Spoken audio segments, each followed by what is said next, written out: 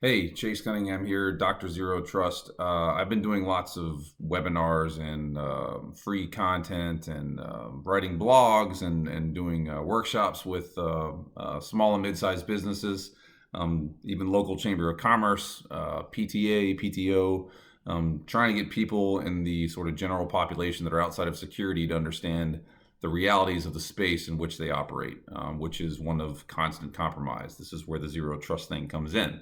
So, with that being said, because I get so many questions from people about, well, how do I know if this thing's really hacked or if it's compromised or should I treat it as, if it's a threatened asset, etc. I thought I'd put a quick video together, put it on YouTube, get it out there, and let people know, how to sort of know whether or not they should treat an asset like it is compromised or threatened. And interestingly enough, most of us haven't really thought about the fact that we have been given a couple of buttons that we can use from here till the end of days that are already built into our machines, which will allow you to know immediately if you should treat that asset like it is compromised or threatened. So very quickly, I'm going to run you through the deeply technical configuration to dive in on whether or not an asset is threatened, compromised, under attack, open to hacking, etc.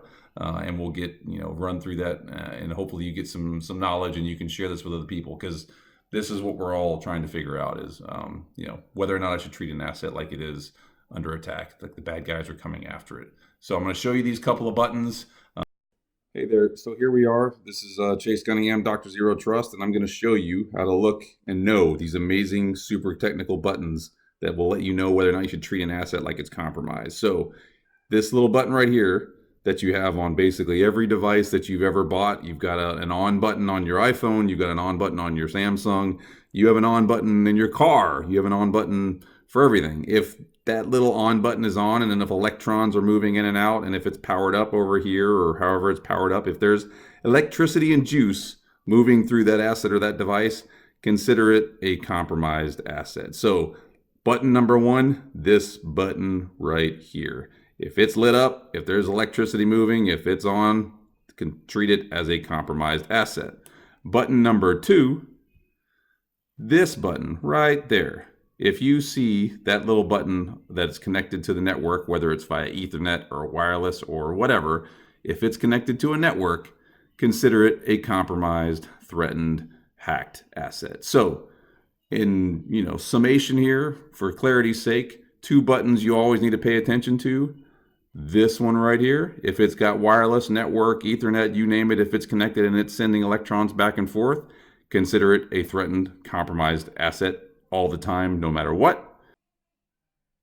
So in wrapping it up there very quickly for you, make sure that you understand, treat everything as a compromised, threatened asset. Know that's a little bit of a snarky video, but the point is, and this is for big business, small business, enterprise, grandma, grandpa, your kids, the wirelessly enabled microwave that you have at home, whatever it is, if it sends electrons, if it touches internet, if it has power to it, in today's world, consider it a compromised, threatened, hacked asset until you can prove otherwise. Anything else that you do is basically practicing to live in a world where we continue with this. I've kept the bad guys out, and this thing is probably okay. And if I see something weird, then I think it's a bad thing, and I'll go fix it after I find a problem with it. Doesn't work. I have got military grade firewalls in my home. I have spent hours and hours configuring these things at my house so that I know that I have a good, secure network at home. But you know what? I turn everything that I have is considered to be threatened, compromised, etc. I monitor my own stuff. And am I a little bit security paranoid? You're damn right. But I'm that way for a reason. And honestly, we should all be a little bit more paranoid and live with a focus on what is likely, not what we think might be likely. So that's where we're at. Welcome to Dr. Zero Trust channel on YouTube. Look me up. Subscribe. Let's talk about cybersecurity. Let's go from here.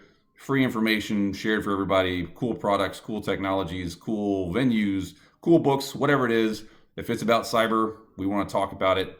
Bring it on. Looking to see more of you. Hopefully you find this informative.